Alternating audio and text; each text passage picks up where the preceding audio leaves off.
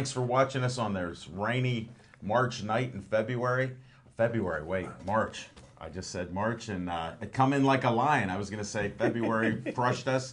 March crushed us even more, but we got rain. Stay at home. Don't change the dial. Watch us. Chief, hello out there. Hope you're not eating dessert yet. We got a lot of sports talk. I'm Al Levine, the Talking Machine. Chip the Prophet Hayner. Smoking Jim Frazier. And Zach Brenner. And we'll be talking sports. And I want to thank everybody. We just hit another high, 4,407 likes on Facebook. So thank you. We just jumped up by another bunch. Special thanks to Jim Kaiser out in Las Vegas. He's getting us some of the California and Las Vegas people that are Steeler fans and Pirate fans. So they love that stuff. Thanks for watching us also on Verizon 32 in Bethel Park and everywhere in the area from Nemacolin to Cranberry Wexford. Thanks for Comcast 7, only in Bethel Park. Everybody's watching us here. We appreciate it. And I have a few announcements that I want to make. We have this flyer here. Hey, John, do I go to you or hold it up? Or is Devin going to get that? We didn't coordinate that. This is live TV, folks. We have a gas grill raffle. There's a Weber stainless steel grill donated by True Value EV Hardware. So thanks to Andy for doing that. It's a $1 ticket to win this. And there's going to be a live random drawing on BPTV during the council meeting. And I think that's the first week in June before Father's Day. And the proceeds all go to BPTV Volunteer Scholarship Fund. So it's a great fund. That way they're going to try to get $5,000 this year so a scholarship can be out to further the education of anybody that's a volunteer at Bethel Park BPTV. They can go to school and learn even more. Even a Tiger, even Devin Shea in the control room, or anybody else that comes here. So check that out. We'll be having the raffle tickets are only $1, 5 for $5, 10 for $10. So don't be bashful. Make sure you get your tickets. And then Olive Oil's Pizzeria. They just gave us a double X pizza. Call right now. Talk to Ryan or Taylor there. 412-831-1900. The pizza was just great. We appreciate it each week. I even have volunteers calling up and telling me they can't be here, so I did have my second slice of pizza this week, so thanks a lot. No show. I thought the volunteers were calling up and saying, make it double pepperoni. I'll get that one slice of pepperoni very soon. But BPTV and the Talking Machine, and we were honored to go to an event last night, and this is one of the biggest fundraisers in Pittsburgh it's the Homeless Children Education Fund. They do some great things out there, as you can see. Not just a couple people, but there were over 400 people. We filmed it. Young Zach, the intern, was there with me. I had Big Zach waiting in the wings. He had his engine started. This is a great fund. Try to get a hold of them if you want to donate or be involved in helping. There's over 3,000 homeless children in the area, which to me I find that unbelievable.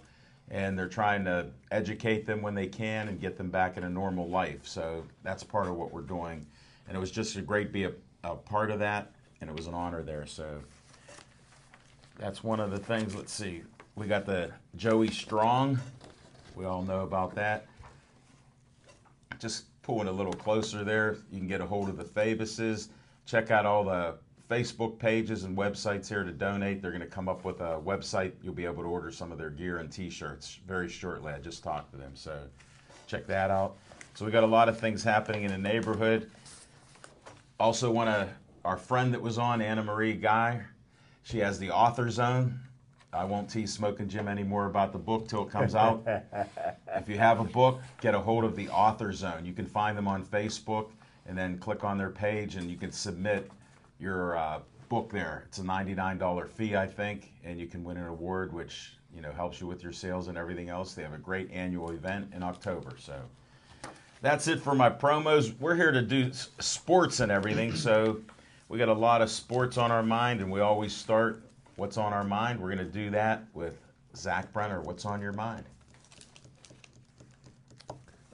Well, Al Levine, the Talking Machine, what's on my mind? Never I was mind. lost in deep thought with all those great promos and all the great people that support the show. I'm sorry that I missed the great event last night, but I always try to support homeless people in my area, Smoking Jim Frazier. I was going to touch briefly on Pitt basketball, but then Pitt lost to Wake Forest, and I crossed that off my list. So what I'm going to touch on briefly is a statement made by Rutherford, the general manager of the Pittsburgh Penguins, where he pretty much said that we're all in. Well, all in to me isn't trading a young, blossoming defenseman in Dupuis for a guy that we already shipped out in Lovejoy and a first-round draft pick. How is that all in? And to add insult to injury, we swap players with the St. Louis Blues, bring in a guy, and send Bertuzzo over to St. Louis. So I just don't understand how that's all in. In previous years, under Ray Shero, there was names that at least you knew the name. The only way we knew Lovejoy was because we already shipped the bum out. Now they're saying that he's blossoming and he's great over in the West, but now he's coming back to the East and he's got to play for the Penguins. So that's what's on my mind. The Rutherford for the Penguins said that we're all in, but the moves that he made weren't the kind of blockbuster moves that we were expecting for a team that's supposedly all in. So I don't see a real deep playoff run coming for our Pittsburgh Penguins, but that's just me. Well, hopefully. Thanks, Zach. Hey, one thing, I like that new color of the hat that you're wearing there, buddy. Thank you. I like that, the Pittsburgh Sportsline hat. With Penguins, we'll try to talk about that with our group discussion that we have all the time. I'm not sure if we'll hit it, but, we'll get our opinions out one way or the other. At least one of us will, maybe two, sometimes Well, all when you go first, now there's 3 opportunities now to, touch and change up. You don't have to go with what you were going to go with, How about when you go last? That's the best. Don't worry, you won't be plenty for you to go on. Okay, good. I'm glad for the consultation here. Folks, we're going to ask Smoking Jim, what's on your mind? Thanks, Al Levine, the talking machine. And if you want the green, You keep this one. Don't you send got it back. to It's see yours. Levine. Thanks, Big Ben buddy. wouldn't have thrown a better pass. Hey, this On his birthday. all month long for St. Patrick's Day. I'm Mick Frazier, so Okay, Mickey I'm looking Frazier. forward to that. But what's on my mind is Spotlight Player of the Week. And the Pittsburgh Steelers have basically three linebacking coaches. So let's put them to work. My good friend Tom Donahoe used to always say, get them good or get them gone. And the Pittsburgh Steelers really have not been drafting good linebackers. So I think in this draft we ought to try to get another one and see if we can get a good one. And my player personnel director, Chip, and myself both agree that we like Bud Dupree from Kentucky. Al Levine, the talking machine, he's 6'4", 270 pounds, runs the 40 in 4.5, got an NBA vertical jump of 42 inches. And I tell you what, Bud Dupree is a whole lot of clay. And I think the Pittsburgh Steelers can have something to mold there. So that's my Spotlight Player of the Week, Bud Dupree from Kentucky. Smoking Jim, thanks as always, but if you see that, what's the chances of us getting him? That's what I always look for. And I hate to interrupt your good thoughts on that, especially your scouting team here. Yeah. What round? What's the projections? For him, He's a first-round draft pick? He'll be First round, round. 22nd pick. Okay. And you know we get excited about our Steelers. Anybody watching this for the first time, we talk all sports from anything you want to mention. But you mentioned Steelers, and now even Pirates more, we start getting a little excited. So, and Penguins, as you know, and whoever else. All right, Chip, what's on your mind? Oh, thank you, Alan. And, Jim, it's ironic. I was conversing with Jim via text the end of last week, and I was looking at several mock drafts, and I saw that somebody said that this is who the Steelers should take with the 22nd pick, and I happened to ask my friend Jim what he thought about it, and he was like, "Oh my, you picked my Spotlight Player of the Week," and I was like, Wow. great minds think alike." Now, With that being said, we'll move on because they got two great minds now. yeah, but we have only half a wit between us. Yep. I know. Well, it is slightly above Nit, who I knew personally. Well, So. I'm Nit and he's wit. Yeah, so and that's all good. If But, you like some humor, we have little humor, so enjoy what we have. I would like to speak about something that my young friend Zach Brenner touched on, and I have a completely different take on the what do they call that, the draft deadline the trade deadline Ding, activity ding. that Let happened me hit yesterday. the bell. Ding, ding. Oh, here's what I feel about the Pittsburgh Penguins, and I felt this about them as the season started. I felt that they were not a team that was built to go anywhere in the playoffs. I felt that we were a team that were relying too heavily on stars that weren't producing up to their capabilities, which to a degree I still feel that way, even though Evgeny Malkin has awoken.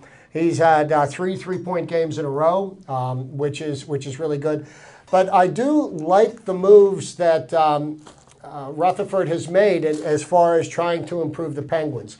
If you were paying attention to the Penguins for the last month or so, they were a team that was lackluster. They were kind of sleepwalking through the middle part of the season. I don't know if they were waiting for the playoffs to start or wondering when are we going to jumpstart ourselves. They made some trades, and I know a lot of people were critical because Simon Dupré was a player that was, and this is a curse as much of it is a blessing, that had tremendous talent, but he was given more than one opportunity to show that talent, and he really wasn't getting it done. The first 2 months of the season, he had picked up his game and he was playing very well, but the level of his play has dropped off with the last 3 months, and he's really going back to the way he was playing before. And I hear somebody that has tremendous talent, and I think what the problem is with people with that much talent is that the talent gets them to the NHL. What keeps you in the NHL is your work ethic, and I think that that's where he was lacking. And if you look at who we traded and what we got back for them, Robert Bortuzzo was a tough forward. He was somebody that you could count on to throw down the gloves and fight. And as you get into this portion of the season, where you're getting into the stretch run and where you're getting into the playoffs, fighting is something that's more of a detriment to your team than it is of a benefit. You want your players on the ice. You don't want to be skating a man short. Our penalty kill has not been that good, and of course our power play has been anemic most of the year. It's picked up lately. But if you look what we did, most of the players in the dressing room wanted Ben Lovejoy back. And if you look at what Ben Lovejoy has done since he left the Penguins, I believe his plus-minus rating is a plus 40. As a defenseman, that's what you want to have on the ice. Somebody that's keeping the number in the positives. I think it's plus 16, actually. No, that was Cole. Plus 20. That was Cole's. Plus 20 is Paul Martin. Paul Martin's right ahead of Cole. I believe the kid we got from St. Louis was a We'll plus get double 14. check that, but I'm telling you. But either way, How what we about in did the was Penguins segment, you could Google that and find it out so we can have a good discussion. Okay, well, let's go, Chip. Go if ahead. I could get finished. What we gave up and what we got back was pretty like 6 of one, half a dozen of another. I think we set the team up better. Rutherford has overhauled the roster this season, which I'm really happy to see him do because really, the good old boys club just wasn't getting it done. Changes needed to be made. The top 4 aren't going to get traded. Crosby, Malkin, Fleury, Letang, those guys are set in stone. We've got them locked up with contracts. But, the reason why no blockbuster deals were made was because the Penguins are so backed up against the salary cap that when they traded for Bortuzzo, they had to give another draft pick for them to cover the extra $650,000 in salary. No, this was for Winnick, the kid we got from The Toronto. new one, yeah. Well, we had to trade another person, so we gave up a player and 2 draft picks because for Under the Toronto cap. to assume the $650,000 that would have put us over the cap, we had to do that. So the options were limited as to what we could do. I think we did make steps to improve the team. Now I'm really looking forward to seeing what this team brings the last 15, 16 games of the season to see what we got to go in the playoffs. But I think it was a smart move by the Penguins, and I'm looking forward to a playoff run now. Well, thanks, Chip, for the facts and the opinions there. And Zach Brenner, what did you discover? Oh, I was right. Paul Martin plus 20, plus 16, Ian Cole. I would never. That was Ian Cole, not dispute Lovejoy. that. Glenn Lovejoy doesn't even he's not even listed with a plus minus right now. So he's not Anybody even in could the call top in 50. and help this great debate, 412-831-3304. and I know you guys listen through a lot of promos, but I forgot one of the most important ones. It's the anniversary week starting on the 6th at Duke's Rib House and Grill. So you got to check that out. And then Smoking Jim and I are going to make a special appearance because not only do we love the food there, not only do we like doing our shows there, but they got a free buffet at 4:30 p.m. And Reddy said, come on down. So everybody's invited. We'll have some fun. And that's one of the things. The other thing I did want to show, because Jessica Lee gave me this. Are you going to pull up on this, Tiger? This actually gives some statistics. I just would like to show that with the Homeless Children Education Fund. She actually introduced me to Bill Wolf, who's the executive director there, and they're just happy that we can try to help out. And it's just shocking with all the people that are homeless, let alone the kids. And that helps save some lives there. So that's going on. Then I got treats for my boys here. I was at South Park BMX, and I got some chocolate chip or whatever M&Ms. I got snickerdoodles.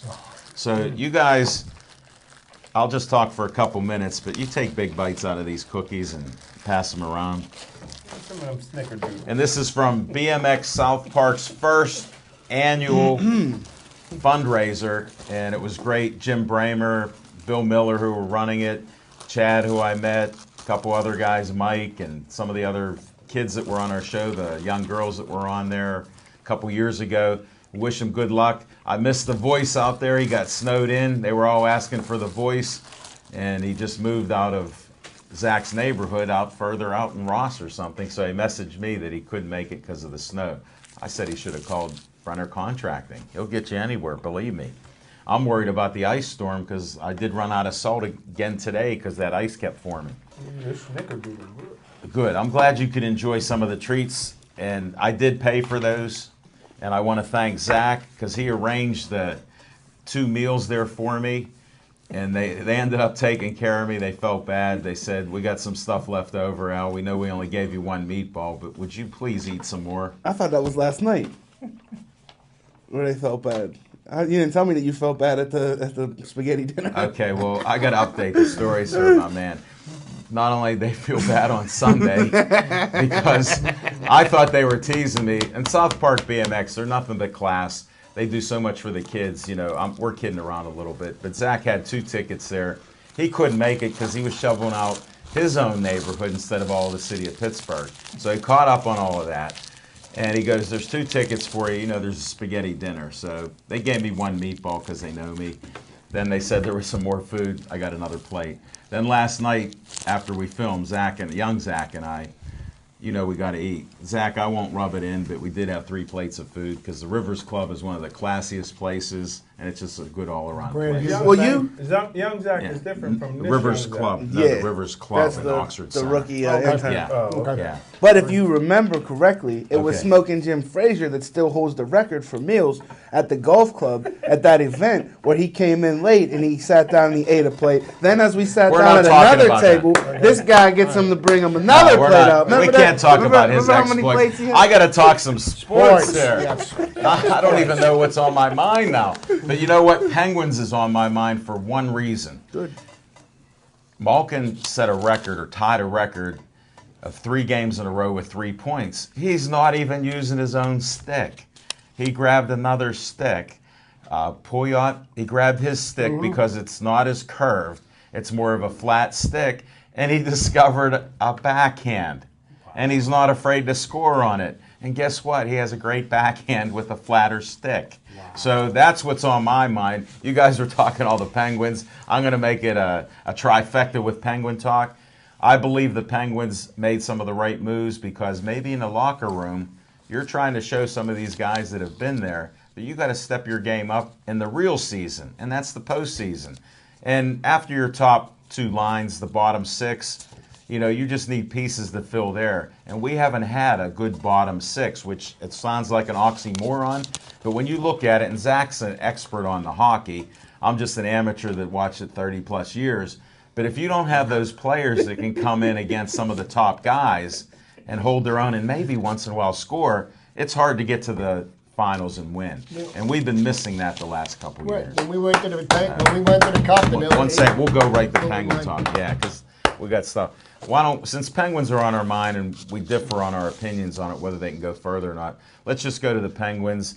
Because 3 of us out of the 4, because Smoking Jim actually watches a hockey game a year, so don't worry about it. He's been watching a lot of Montreal Canadiens because of PK Subban. No, he didn't know he's there. Well, We'll talk Penguins. Actually, the Penguins aren't even considered to be one of the top teams in the Eastern Division right now. Right now, the top 2 teams that the experts are talking about are the Canadiens and the Rangers. But what Alan was talking about with the bottom 6. Since the 08 and 09, we went back-to-back cup appearances. We had, Jordan Stahl centering the 3rd line, and we had Max Talbot on the 4th Right. line, and we had the role players that we needed because, Crosby and Malkin, it's shown that they can't do it all themselves. Right. Now, I just verbed off our little plan how we do it because Penguins, it is important. They changed the team. The whole complexion of the team, Smoking Jim, did change, and it had to. And the problem was we did lead the league in injuries, or we are leading the league in injuries again. So a lot of these players have not had time to play in games with each other. But so you I have think to there'll be be an able- improvement. You have to be able to roll 4 lines out, Levine, and get, like you said, the bottom 6 got to be able to hold their own and do something against the top lines and the monsters. But hopefully, Marc-Andre Fleury continues to play lights out. That's going to be key. And as we get into the playoffs, they just got to score goals because Fleury's going to keep us in every single game. So as long as they can score some kind of production, and keep that power play, I'm we'll hoping be in good shape. I'm hoping I don't have to use that phrase power outage because it's shocking when you can't score a goal, in 2 games, 3 games. I mean, that you need to score. We have the greatest players supposedly. You got to score. Now's the time you do it. Most great players that I've seen throughout sports, they lift up the other players. Even if it's Lemieux bouncing a puck off of Robbie Brown to get 50 goals, who cares? He's shooting the puck off of somebody to get it in. So I know Smoking Jim doesn't have a lot to interject on this, but nobody is He's concerned prepping about for giving it. up. I know we have a strong core defenseman, young defenseman Yes. in Wilkes-Barre in the minor leagues, but to give up a Duplay that's 23 years old and a first-round pick, I know first-round picks don't mean too much in hockey unless you're one of the top 5 picks that It's like year. baseball. Correct. But to get a guy that was 31 years old and Ben Lovejoy that you already shipped out in 2012, and now all of a sudden you're getting the same guy back, but he's older. Now he's supposed to be better. Like I said, that to me doesn't sound like we're all in. I got an opinion on that, just for the simple fact with Dupre. My thought was he didn't meet the biggest word is if. He had all this talent, if he could get it out. He did not get it out. He showed some flashes this year, and he started to tail off. So what value do you get for him? It's a debate. And with Lovejoy, I think you're in the prime of your career. You may not have more than a year or 2 left at that prime level. So if he improved and stepped up his game, I want him now. I want to win a cup.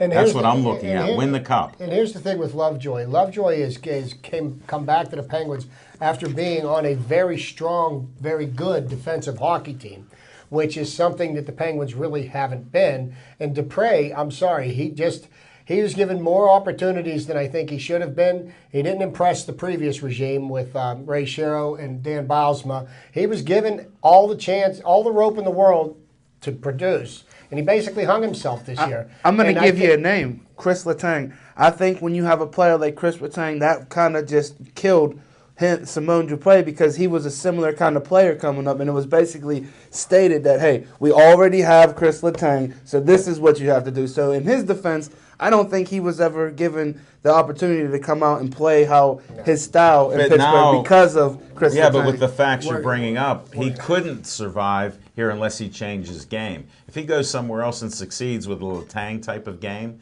like you're saying he has, that's great. Good for him. It just wouldn't work here, and that happens in some cities. We've given away players before and traded them where it doesn't work out here, and they blossom somewhere else. That's the chance. And time will tell, whether Simone Dupre was whether we gave up too much or whether he was what Jim kind of refers to at the Steelers draft point. Would I Was have he a liked, bust? Would I have liked to bring in a Kessel from the Toronto Maple Leafs? You couldn't. There's no way you could But with the because of the salary issues. cap. So And yes. that is a product of what Ray Shero left the Penguins what Jim Rutherford inherited, and he's got to work within the framework of what he has. So I actually am a Rutherford fan with what he's had to deal with. I think You know what? That's the thing. When you're given stuff and it wasn't your doing, how do you get out of it? How do you unwind some of these contracts? How do you get some players that have attitudes that we don't know about, but it sure seems like they were causing trouble in the locker room? Well, you know what? At the end of the day, what really is going to make a difference is how far they go into April and May, and if they make it to June. And if they do, then he's a genius. And if he's not, well, you know what? There'll be repercussions for that. Hey, all I can say is it depends on the horses. You got to lead them. Like we had Harvey Smith come on our show about the passion. You got to inspire players to do it to a certain point, but they play the game. If they don't want it enough, we won't have a cup. So stay healthy. Let's go Pens. Now we got to do one of my favorite segments, Fiction and Fact from Smoking Jim's Almanac. Thanks, Al Levine, the talking machine. And I tell you what, this is basketball season also, especially high school basketball season. And one of the greatest teams in City League history just might be the 2015 Alderdice Dragons. But a team that receives many of the first place votes is the 2007 Shenley High School basketball team. In 2006, when most of those players were juniors, me and Eddie Jeffries had them in the studios at Whammo on our talk show. And I remember DeJuan Blair bringing in two of the prettiest girls I've ever seen in my life. But that starting team, that 2007 state championship team, had 6'6" DeJuan Blair, who's in the NBA, 6'5" DeAndre Kane, who is an All-American at Iowa State, is playing professionally overseas. 6'7" Kennedy, that was a star at St. John's, is also playing overseas. 6'2" forward Greg Blair, who was a star middle linebacker for the University of Cincinnati, now plays for the Cleveland Browns in football. And the best player on that team was probably the 5'6" point guard, Onion Bryant. It was a little bit too small to play college ball. And I watched this team and covered this team a lot in 2007, and they may be one of the best state championship teams in Pennsylvania state history. And that's Fiction and Fact from Smoking Jim's Almanac, the 2007 Shenley Spartans. Man, It's nice to see you go back about 8 years in the time machine for Smoking Jim. Thank you. Appreciate the insights. Chip the Prophet Hayner, let's go to trivia time. Let's go to trivia time. And what I'm going to touch on today, and just wanted to make note, today was the first day of the Grapefruit League. The Pittsburgh Pirates played their first game. Very impressive in performance. We'll talk about that when I'm done with my segment. But thinking that today kind of, last week, pitchers and catchers reported and the players reported they spent time practicing. I really look at the start of spring training is when the Grapefruit League starts. They start playing baseball. So I did some looking and did some research, and I looked at all of the different places that the Pirates have called their spring training home. And I found out that over the history of the Pirates, there's 16 different locations that they used as a spring training complex. And my list dates back to 1900. And in the 1900, the Pittsburgh Pirates spring training was in Selma, Alabama. Selma, Alabama. That's the name of the movie that Oprah was in. That they were talking about Reverend King, and so. Also in 1900, and the other place that we had spring training was in Thomasville, Georgia. Now, the place where Honus Wagner had spent his springs getting ready for the season was in Hot Springs, Arkansas from 1901 to 1914. Pirates did their spring training work there. From 1915 to 1917, Dawson Springs, Kentucky. 1918, Pirates were in Jacksonville, Florida. 1919, we were back in Alabama, this time in Birmingham. We went back to Hot Springs, Arkansas for 3 years, from 1920 to 1923. Paso Robles, California was next, and we spent the next 10 years taking our spring training there. Followed by San Bernardino, California, 1935. San Antonio, Texas in 1936. Back to San Bernardino from 1937 to 1942. Then for 2 years to finish out the Second World War, Muncie, Indiana. The Pirates were in Muncie from 1943 to 1945. 1946, back to San Bernardino, California. 1947, we were in Miami, Florida, followed by 1948 in Hollywood, California. And you may wonder, why would the Pirates have It's spring easy. training in Hollywood, California? And I know Alan knows this, and I know Jim doesn't have an idea. One of the previous owners of the Pirates was Bing Crosby. Really? Yes, he was. And as a matter of fact, it was in one of his old film archive vaults that they found an original copy of the 7th game of the 1960 World Series in its entirety that they released a couple of years ago when Mazeroski hit the home run. So that's why we were in Hollywood, California. Then we went back to San Bernardino for another 3 years. Believe it or not, the Pirates had spring training in 1953 in Havana, Cuba. Wouldn't it be nice to see a major league team have spring training down there again? Who knows? You know, If they get rid of Fidel and his family. well, you know what? We're Bring back some prepared good to- players. From that point on, the Pirates have spent spring training in Florida, Fort Pierce, Florida, 1954. From 1955 to 1968, in Fort Myers, and from 1969 to the present, we've been in Bradenton. And you know, the Nuttings have spent a lot of money upgrading the place. It's a first-class facility. McKechnie Field is over 90 years old, and you know, it's got a lot of history with it. But that's Chip's trivia for today. Just all the different stops in the road that the Pirates have made in their spring training journeys. Good job. Thanks, Great, Chip. Great research. I actually didn't know a lot of that, so that was impressive. It's not useless, so I appreciate Yeah, you know, the you facts got there. you know, like I always joke with Jim when I'm talking to him in between shows. I do my homework. Yeah, that's a good one there. Good job. All right, we're going to go to Z time here. Zach Brenner, what else is on your mind in Z time? Oh, by the way, how's those cookies and stuff from BMX South Park? Oh, delicious, delicious. Anything made homemade is delicious.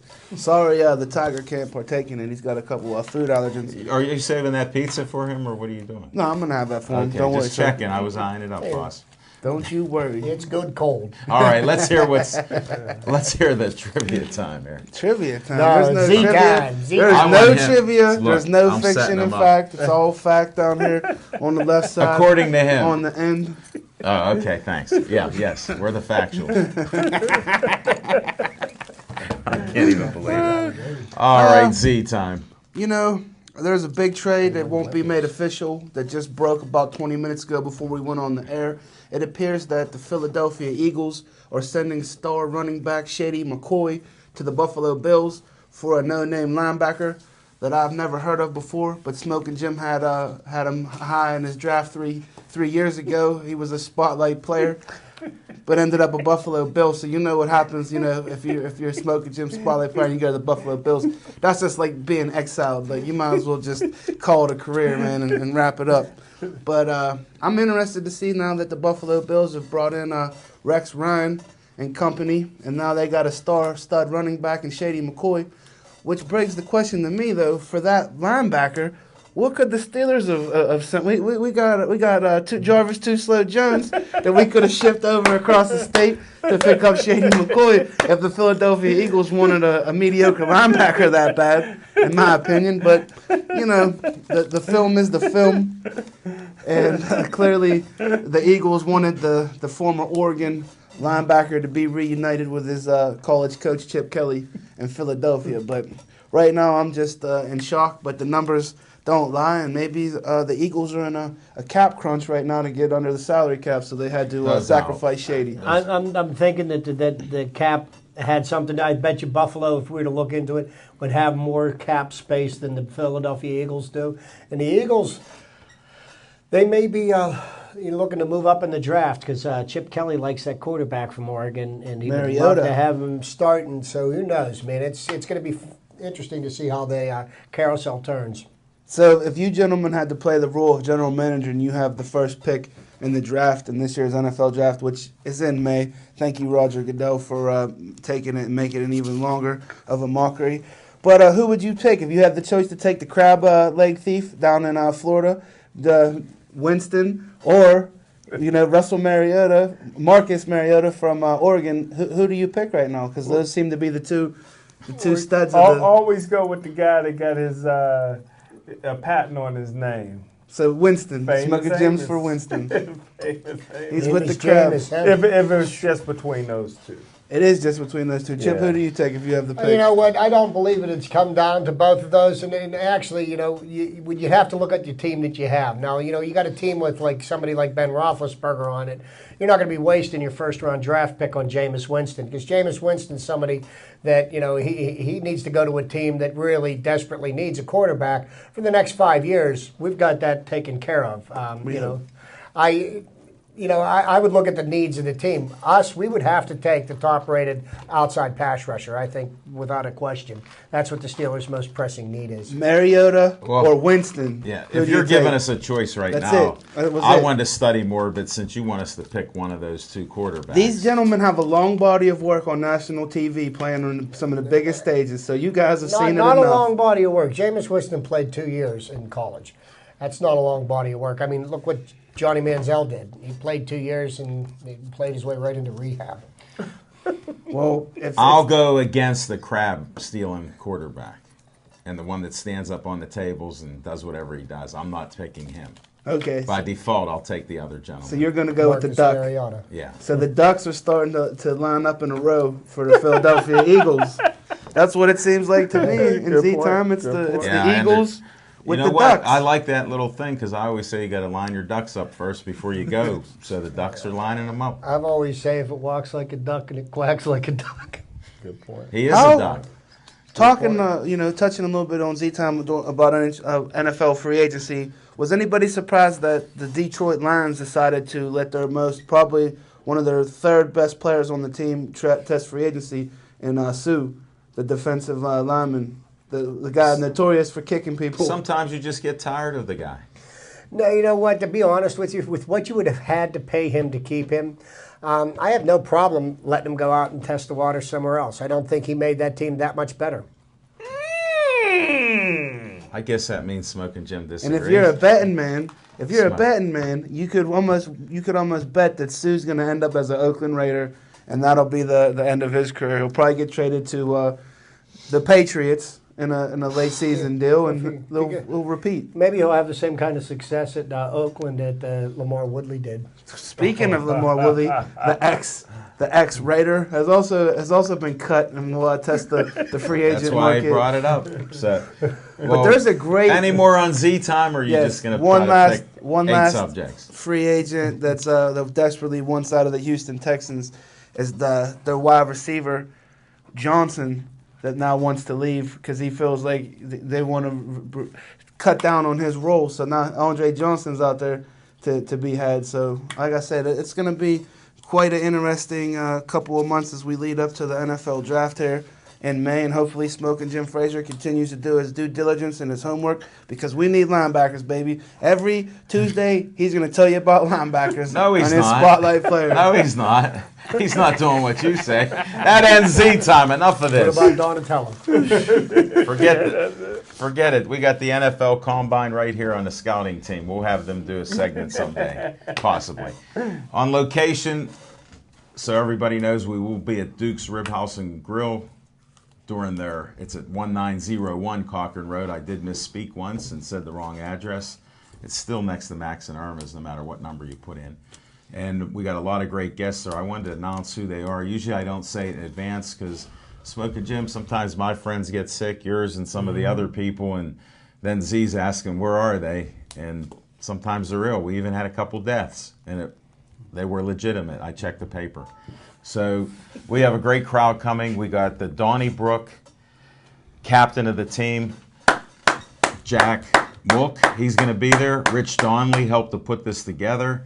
We're going to have a couple of the boxers there. Then we're going to have Jim Lamb, who's the main sponsor of this event with the Irish Institute, explaining what a Donnybrook is and everything else. Then I heard rumors there's only going to be 25 people from their group coming out.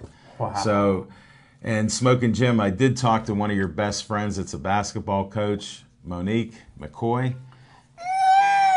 And she said to say hi, and she is coming with some of her team members. And the principal of the school, Obama Academy, wants to come out to see the show. Wow. And we have a few other people that we're talking about that have confirmed it. And I just have to have them get back. We may have some MMA people on there too. So Booking machine. come on out to Duke's Rib House and Grill. And then Mario Tempest keeps asking where we're going to be next. And Mario, this is for you and anybody else, well, everybody else. We'll be at the Smokehouse Bar and Grill, which is at 2500 West Liberty Avenue, right at the bottom of where you go up Brookline Boulevard. And wait, it's right near the McDonald's Smoking Gym. So. Is its address 630 West Liberty Avenue? No, 2500. Okay. Yeah, it used to be LaCanny's back I in the just day. got a quick question. Is that different from Frogs? Or- Yes, sir. That's a They're- separate they're building. separate. Okay, I Whenever always you thought they were wandered together. around there Yeah, and you no didn't wonder I know. didn't go far enough. I thought I was going to go. Okay, Yeah, I they're always two thought- separate buildings, Okay. and they're working on. I told them not to do it because then I got problems like being a dictator. But they want to try to come up with another talking machine burger that's special. I like that. They're teasing me I with like that. mac and cheese. They're teasing me with some other things they may put up. They almost have a flyer done, so we'll see what comes up with it. But they'll have Talk to specials. them about making a grilled cheese on top, a grilled cheese on the bottom, and then Slap a jam it burger. with burger and bacon, and you're on the road. Is that good? It's a heart stopper. Don't go see your cardiologist the next day. And that's our gourmet cooking and locations, and we'll be doing it the second and fourth week, at Duke's like we do, and the first and third at the Smokehouse, and we'll go from there. So nice talking to you about that. We also have a special show that we're going to do at the Village Tavern and Trattoria in West End on Main Street, and that's March 19th. We're going to do a late show for a lot of the guys and girls that can't be guests because they're training people or coaching or working. It'll be 8 o'clock to 9. We'll be doing it after Jessica Lee Jazz and Blues show at 6 to 8. So we're going to do a combination there. Come on out. They got great food, great specials, drink specials, everything else. When you go there, it's a very historic place. Some of you may remember Temperanceville, and it's right there. So it's like 3 different, actually like separate bars and banquet areas. So check that out March 19th. That's it for my announcements and everything. Let's talk some more sports. Can we get some boxing on that list, Levine? Whoa, we got a caller. Hello, caller. Yes, Who is this? Dan J. Dan J. This is Al Levine, the talking machine. I got a couple hats for The you. legend. Ah, thank you. How's Texas? It's crappy as Pittsburgh, actually. How's Vegas? How's Vegas then? Let's talk positive. How's Yeah, Vegas? Well, I need to get back out there. It's in the 60s out in Vegas right now, but it's in the high 30s here in Dallas. It's been really crappy without the cold. It's not gotten too cold, but we did have snow last week, which makes people in Texas freak out. I'm sure all the people back home that came down for the Super Bowl saw all the insanity. Yes, they did. It was very disappointing to a lot of my friends. I heard it shut down the town last week. 2 inches of snow. 2 inches of snow in Dallas shuts the entire world down. They don't know what to do. They don't have Zach Brenner. Zach would be out there plowing roads and No. Hey, Dan. doing whatever it took. Hey, Dan, he just shoveled out half of Pittsburgh and where he lives up in Homestead at the top of the mountain there. He shovels it out. He won't use any mechanical equipment, but that's another story. I want you to introduce yourself because you're one of the best experts in boxing that I know and just everything you post out there and the knowledge that you have. So introduce yourself, my friend. My name's Dan J. I'm originally from Newcastle, Pennsylvania. I've lived in the North Hills. I've lived in Cranberry, Wexford, Ross Township. So I was a long-time Pittsburgh resident and moved to Dallas, Texas 5 years ago to work with the NFL Alumni Association and their career and business program when they were launching for the Super Bowl, and I just kind of fell in love with it down here, and I've been here ever since. Oh. And now I'm working in the boxing industry, working with some fighters and advising several higher name fighters in their camps, and just been around boxing for a long time. I'm 38 years old now, and I've really been a boxing fanatic for about 33 of those years since my dad took me to see Ray Boom Boom Mancini trained when I was about 5 years old in Youngstown, Ohio. I've been pretty much hooked ever since. So, Well, yeah, I'm glad I finally found out who's behind that curtain of Dan J. So thanks. Hey, I know you didn't just call in to talk about me asking you who you are. What's on your I mind? called in because Zach Brenner said to call in, and that's a good enough reason for me. Well, I sort of figured as much. He just wanted me to interview you to see what's going up because, you know, we're big at promoting MMA, boxing, and most of the things around. So why don't you tell me a couple things about what's on your mind in boxing right now? Any subject in boxing, local or... Well, boxing this is a huge week for boxing, and people don't even realize yet that for the first time in 30 years, boxing is going to be on primetime network television on NBC this Saturday, March 7th. I don't think it's either 8 or 9 o'clock Eastern. I get it mixed up because I'm here in Central Time now. Sure. But it's a feature. The main event features a friend of mine and a very well thought of young man by the name of Keith Lights Out Thurman from Clearwater, Florida.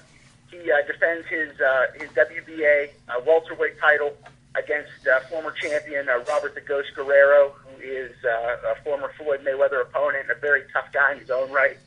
And it's the biggest fight of Keith's career because Keith has not fought anybody on that level yet, but he's been thought of as being the next guy, and he's had to kind of wait his turn. And this is the biggest opportunity he's ever had, and really probably the biggest opportunity that any boxer has had, in other than fighting, getting the Mayweather sweepstakes.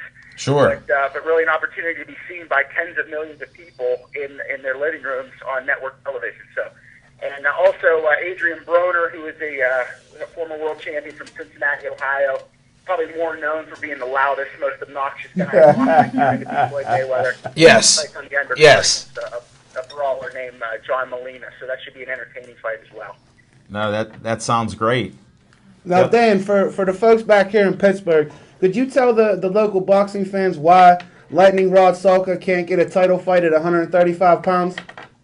Well, Rod Salka can't get a fight at 130 or 35 pounds because boxing comes down to political landscape, and Rod is signed with Golden Boy. So Golden Boy Promotions fighters fight Golden Boy Promotions fighters. So in Rod's case, he's a bigger guy who's come down. He's not fighting at 130. He's going to be fighting at 130. So he would be a perfect candidate to get an opportunity to fight one of the Japanese guys at 130 pounds that are world champions. But he's ranked in the top 15 with the WBC, which is the preeminent governing body at 135 pounds, and they feel like he's too big, and because he's not willing to go to Venezuela to fight the champion in a place where you can't win, he's kind of in a catch-22. So he's weighing his options right now, and most likely he'll be fighting locally, potentially in May at the Meadows in Washington, and just kind of see where things go. But he got that big opportunity, and since then, it's been hard to get any real traction because it's all about politics. It's really all who you know and what promoter is going to give you that push. I'm a little surprised that Golden Boy hasn't given Rod a push, to be honest with you. But again, nothing in boxing is truly surprising. We understand that, and we're a big fan of Rod's, and he's been on our show numerous times. And it's just frustrating because you only have a certain amount of time. It's perishable. You're only going to get older and slower and everything else, as you know. Well, the good news for Rod is he's young in boxing. He's only been doing it really since he was 20 years old, so he doesn't have a lot of tread on his tires per se. And he's a supreme athlete who stays in year-round condition. He's never not in condition. His weight never goes up too high. I don't think you'll ever see Rod up above 150 pounds now, ever. Yeah. So he's always not too far away from being able to make that. So now that he's decided to make it at 130, I think he's going to probably stay in the lower 140s pretty consistently and be training year round. So don't count Rod Salka out, regardless of what the political landscape looks like. I think it's always good for boxing to see a guy who kind of came out of nowhere. And people don't know a lot of Rod's story. Rod built himself. He never had a big promoter. He never had any kind of push behind him. He didn't have any backers, any money like other fighters, even other fighters from the area that had backing. Rod did his own shows. Zach Brenner set up tables and chairs and everything from that they could possibly do to help to try to make these shows at the grassroots level, like kind of the way the MMA scene has grown in Pittsburgh. That is a lot like how Rod built his shows at Court Time and Elizabeth and various small venues and Green Tree at the complex up there. And Sure. I know Zach was a part of all those shows, so he understands. Well, you got one of the announcers. You got one of the announcers that's announced a lot of Rod's fights, Smoking Jim Frazier here, who's usually pretty noisy, but when you have another expert here. I didn't even know he was there. I'm Yeah, sorry. well, here, I'll introduce you. We got Chip the... The greatest. We got Smoking Jim Frazier. Ever, Al. I know, he's here, and he's brought me along in boxing. I've been able to tag along, and that's how I met Zach Brenner. I think you heard the story how we met, that everybody was saying, you know, we're with Smoking Jim Frazier. And actually, I met Rod Sulka before I met the legendary Zach Brenner, because I was at that Green Tree fight, because Smoking Jim said, hey, Talking Machine, come up here. China's announcing the fight with me. So I was there and met him then, among a bunch of other guys there too. So, but I didn't see you. Where were you at, my friend? I hadn't made it back to Pittsburgh yet, man. I wasn't back in the Okay. in Pittsburgh yet. I just recently started. I was kind of disappointed. We were hoping to have Paul Spadafora on that show and come back for that fight, but it just didn't work out. But Hold it, I got to interrupt you since Smoking Jim won't interrupt you. He's just a quiet, mild-mannered guy. I'm going to ask about Spadafora. Everybody in Pittsburgh's bugging us. There's been false rumors about Spatty fighting, you know, and everything else. What That's do you? a touchy subject right now, Al Levine. Why don't Well, to me, I like a little controversy. Instead of talking about the what I Pittsburgh, can tell you about Paul is he's in tremendous shape right now. Okay, that's what I want to hear. Fight. There's just some internal issues in his camp that are trying to be worked out. But he's never been healthier. He's never been in better shape, and he's never been more ready to take on whoever's out there. We just, like I said, we're just running into some logistical. Well, here's what we'll say to be polite. All the political stuff you can save that for the after-hour shows. I just want to know if he's healthy, ready to fight. I'm glad to hear that. And when we see him sign something and they work out whatever issues they have, but you know your man Zach Brenner's chomping at the bit to at least ask you another question before we run out of time. well, my next question would be also in the Dan J stable. For the folks back here in Pittsburgh that might not be familiar with Showtime, Sean Porter, why don't you give them a brief insight into Sean Porter, who's also going to be fighting on NBC coming up on March 14th, I believe, right, Dan? Yeah, March 13th. It's on Spike TV, actually. He's fighting a tough guy from Texas by the name of Roberto Garcia, who has been on a real tear the last 4 years. He's gone undefeated the last 4 years, 36-3. And his last loss was to Antonio Margarito, who was a very accomplished world champion at welterweight. He beat some good guys, including Miguel Cotto. So this is a tough challenge for Sean. But Sean's had an unbelievable camp.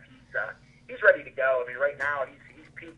He could have fought weeks ago, and we were hoping to have that fight scheduled in February. They kept pushing it back a little bit, and then they decided to do it on the network TV instead of on Showtime. And now with all these new venues, these new media mediums opening up, Right. you just you take what's maybe the best opportunity to be seen, and that's why Pete Porter decided to wait.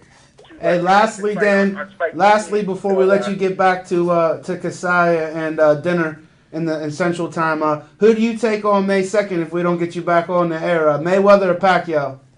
I'll definitely be back on the air just if I have a couple extra seconds to do it. It's one of those things that it's like getting excited about the Van Halen reunion. 20 years too late. Great point. I love David Lee Roth, but let's be honest, the guy's not doing spin kicks anymore. So how excited can you get about two guys that are past their prime getting together? It's more of an event than it is a fight. I don't think either of those two guys could beat Sean Porter. I don't think either of those two guys could beat Keith Thurman at this point at 147 pounds. So, take it with a grain of salt. It's great for boxing. It's great for the exposure of boxing.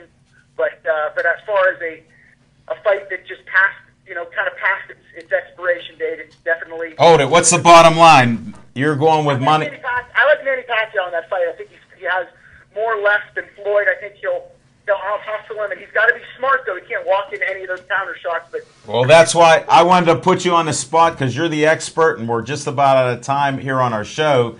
we got to have you back. Next time, call around 7:30 our time. We can get you a nice 15 minutes in, all right? I appreciate you having me on. Well, All right, Dan. Zach gets an assist. Smoking Jim, you put a muzzle on him. I don't know what happened here. Oh, let me hear Smoking Jim. Let me hear it. All right, Lee Cleveland Williams. Go ahead. My man Dan. Take care. Have a nice dinner. Thanks for calling All right, Pittsburgh guys, take Sports care. Line. All right. Bye. All right, we got the 3-minute warning here.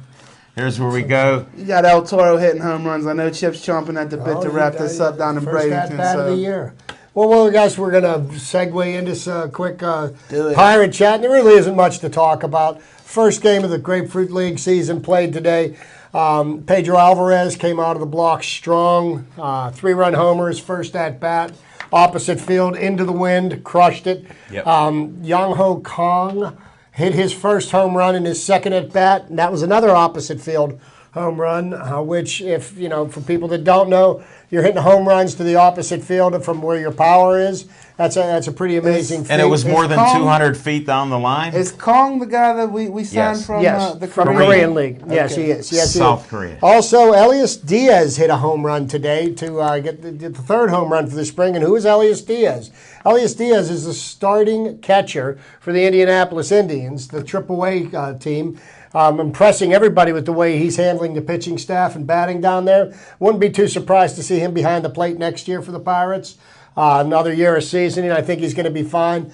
Brandon Compton, one of the potential starters for this year, is on his way to go see Dr. James Andrews in Birmingham. here we He's got go. elbow issues. But you know what? If there's anything that the Pirates are heavy on right now, it's starting pitcher. Right now, we've got 6 quality starting pitchers. Generally, most teams run a 5-man rotation. Could see the Pirates potentially early in the year running with a 6-man rotation. It's not unheard of. Could be done. We've got 6 great live arms. Who's the ace on that staff? Cole still? Cole is technically, but you know it could be Cole, it could be Liriano. Liriano and Cole were like 1 and 1A. AJ Burnett, I would say, is your definite solid number 3 starter. Number 4 is going to probably be Charlie Morton. Vance Worley and Jeff Locke are going to battle for that 5th position, number 5 and number 6. And Jeff Locke said that he's even willing to move into a reliever's role if that's what's best for the team. And that just goes to show you the people that are on this team realize that this is a team that's on the edge of winning a championship. And if they've all come to camp ready to play, they've got a long journey ahead of them. Very true. We're down to about a minute, Chip. And one sign, A.J. Burnett, I wasn't a fan when he left, but since his wife gave him permission to come back to Pittsburgh, he took a pay cut, and he wants to win a World Series. I'm hoping they're in the playoffs, and whatever happens, they need to stay healthy and do Better that. than a wild card. Central Division champs. I'll take the wild card anytime. It's better than not winning. One and done. Well, I'm not going one and done. I don't How know many about wins you that. got the Pirates getting this year, Smoking Jim? Quick. Under 82. He's under. I'm winning record this year again. So I've changed. It's all different. Hey, I want to thank Smoking Jim Frazier, Zach Brenner. I couldn't see him there. We changed a little setup here. Chip the Prophet Hainer, thanks. Thanks for everybody watching our show. We appreciate it. Hope you're not going outside with all that rain and storms coming. We'll see you next week. Monday we'll be at Duke's Rib House and Grill about 7:30. And next Tuesday we'll be here. We'll see you then. Have a safe night. Be safe out on the roads.